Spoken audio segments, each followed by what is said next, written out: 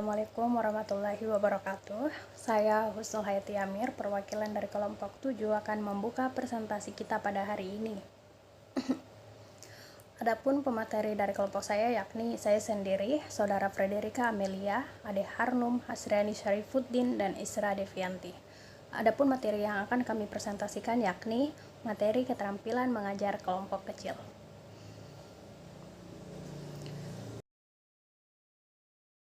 Pengertian keterampilan mengajar kelompok kecil. Keterampilan mengajar kelompok kecil adalah kecakapan menanamkan pengetahuan yang dilakukan pada sekelompok siswa dengan jumlah sekitar 3-8 orang dengan bertatap muka dan memiliki berbagai peran sehingga dapat mengembangkan potensi diri dari peserta didik. Pengajaran kelompok kecil memungkinkan guru memberikan perhatian terhadap setiap siswa serta terjadinya hubungan yang lebih akrab antara guru dan siswa atau siswa dengan siswa. Kemudian, tujuan mengajar kelompok kecil. Secara umum, tujuan pengajaran kelompok kecil ini adalah sebagai berikut. Yang pertama, mengaktifkan siswa belajar. Kemudian yang kedua, agar terjadi interaksi dalam belajar yang bervariasi, yaitu guru siswa, siswa-siswa, siswa dengan guru, dan seterusnya. Kemudian yang ketiga, agar siswa dapat mencapai kemajuan belajar sesuai dengan kemampuan, minat, dan kecepatannya sendiri. Materi selanjutnya yaitu peran guru dalam mengajar kelompok kecil. Adapun peran guru dalam mengajar kelompok kecil yaitu yang pertama, organisator kegiatan belajar mengajar. Pada pengorganisasian ini, hal yang utama dilakukan adalah mengatur siswa dalam memberikan tanggung jawab kepadanya untuk melaksanakan tugas yang diberikan. Misalnya, cara siswa melakukan kegiatan, mengatur lingkungan belajar, ataupun mengoptimalkan sumber belajar untuk mencapai tujuan pembelajaran. Yang kedua, sumber informasi atau narasumber bagi siswa. Guru menjadi sumber informasi bagi siswa, baik informasi mengenai langkah-langkah pelaksanaan tugas maupun informasi lainnya yang diperlukan oleh siswa. Yang ketiga, motivator bagi siswa untuk belajar. Guru memberikan dorongan berupa motivasi kepada siswa agar siswa mau belajar. Guru harus menciptakan kondisi kelas yang bisa merangsang siswa untuk melakukan kegiatan belajar dalam kelompok kecil. Yang keempat, penyedia materi dan kesempatan belajar atau fasilitator bagi siswa. Guru harus menyediakan materi pelajaran yang akan diajarkan atau dipelajari oleh siswa dalam pengajaran kelompok kecil. Yang kelima, pembimbing kegiatan belajar siswa atau konselor. Guru mempunyai peranan membimbing anak didiknya dalam proses pembelajaran. Di antaranya mengenal anak secara individual, mengenai kemajuan belajar ataupun kesulitan yang dihadapi. Yang keenam yaitu peserta kegiatan belajar. Guru ikut menyumbangkan pendapatnya untuk memecahkan masalah atau mencari kesepakatan bersama sebagaimana siswa lain melakukannya. Materi selanjutnya yaitu komponen keterampilan mengajar kelompok kecil. Adapun komponen keterampilan mengajar kelompok kecil yang pertama yaitu keterampilan mengadakan pendekatan pribadi. Keterampilan mengadakan pendekatan pribadi dapat dilakukan dengan 3 cara. Yang pertama, menunjukkan kehangatan dan kepekaan terhadap kebutuhan dan perilaku siswa. Yang kedua, mendengarkan dengan penuh rasa simpati gagasan yang dikemukakan oleh siswa. Yang ketiga, merespon secara positif pendapat siswa. Yang keempat, membangun hubungan berdasarkan rasa saling mempercayai. Yang kelima, menunjukkan kesiapan untuk membantu. Yang keenam, menunjukkan kesediaan untuk menerima perasaan siswa dengan penuh pengertian. Yang kedelapan, berusaha mengendalikan situasi agar siswa merasa aman, terbantu, dan mampu menemukan pemecahan masalah yang dihadapinya. Yang kedua yaitu keterampilan mengorganisasikan kegiatan pembelajaran. Keterampilan ini dapat diwujudkan dengan beberapa cara. Yang pertama, memberikan orientasi umum tentang tujuan, tugas, dan cara mengerjakannya. Yang kedua, memvariasikan kegiatan untuk mencegah timbulnya kebosanan siswa dalam belajar. Yang ketiga, membentuk kelompok yang tepat. Yang keempat, mengkoordinasikan kegiatan. Yang kelima, membagi perhatian pada berbagai tugas dan kebutuhan siswa. Yang keenam, mengakhiri kegiatan dengan kulminasi. Kemudian yang ketiga, keterampilan membimbing dan memberi kemudahan belajar. Keterampilan ini dapat diwujudkan dengan cara yang pertama, memberi penguatan secara tepat. Yang kedua, melaksanakan supervisi proses awal. Yang ketiga, melaksanakan supervisi proses lanjut. Dan yang terakhir, melaksanakan supervisi pemaduan. Kemudian yang terakhir, keterampilan merancang dan melaksanakan kegiatan pembelajaran. Keterampilan ini dapat diwujudkan dengan cara yang pertama, membantu siswa menetapkan tujuan belajar. Yang kedua, merangsang kegiatan belajar. Yang ketiga, bertindak sebagai penasihat siswa. Dan keempat, membantu siswa menilai kemajuan belajarnya sendiri. Selanjutnya yaitu syarat-syarat mengajar kelompok kecil agar dapat terwujud. Setiap siswa memiliki karakteristik yang berbeda-beda.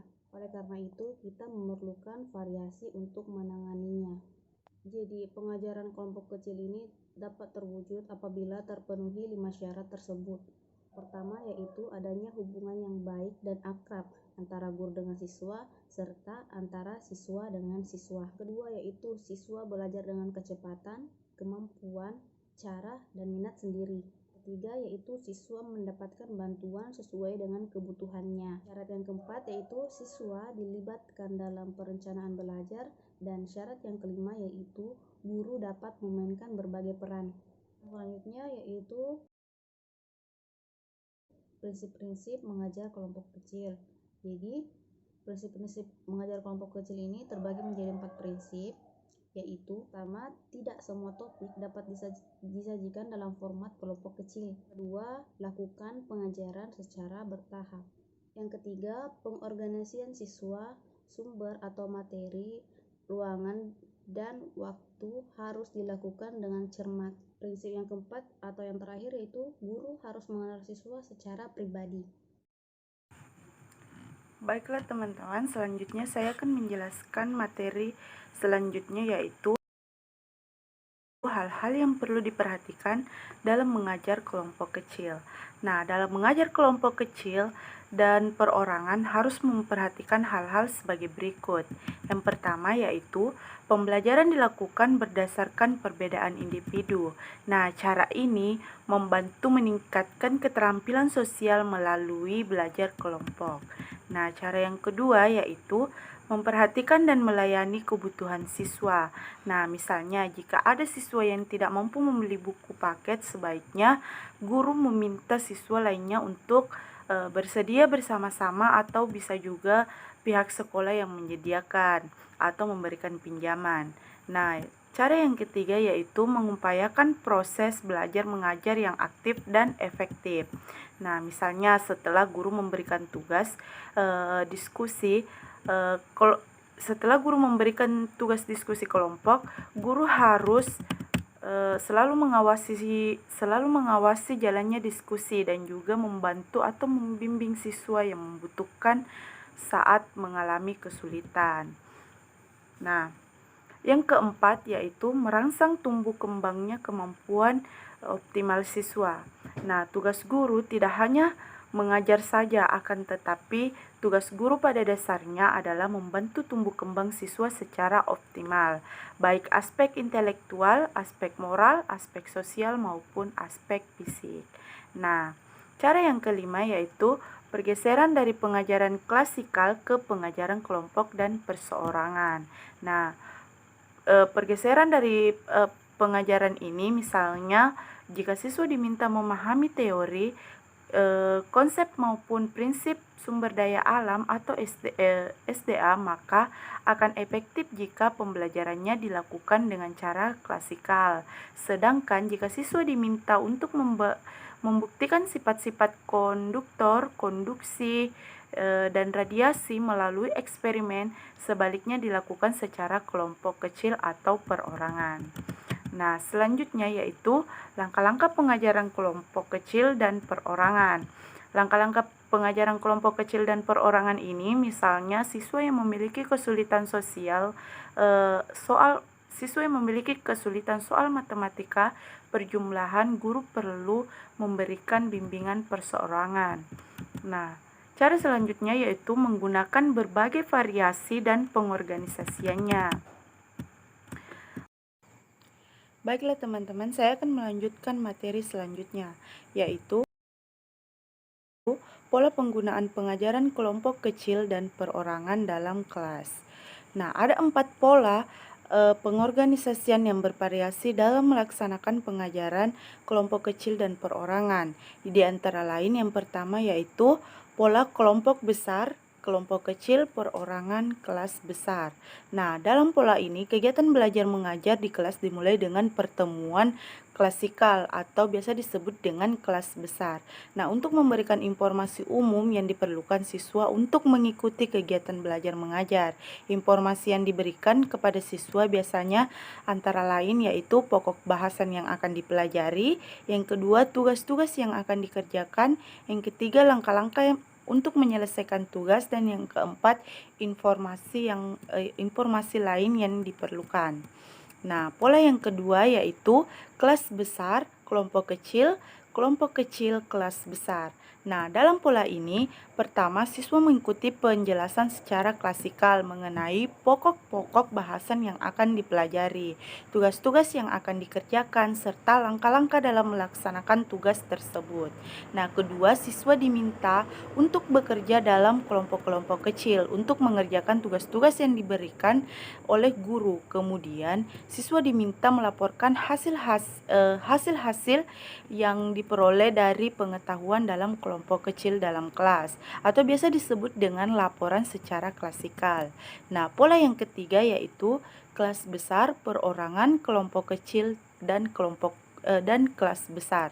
Nah, dalam pola ini pertemuan diawali dengan penjelasan mengenai materi pelajaran yang akan dipelajari, serta tugas-tugas yang akan dikerjakan siswa.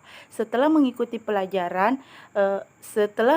penjelasan umum, siswa langsung mengerjakan tugas-tugas yang diberikan guru secara perorangan. Kemudian, siswa diminta untuk bergabung dalam kelompok kecil untuk membahas hasil yang telah diperoleh dari bekerja secara perorangan untuk didiskusikan secara bersama-sama dalam kelompok kecil.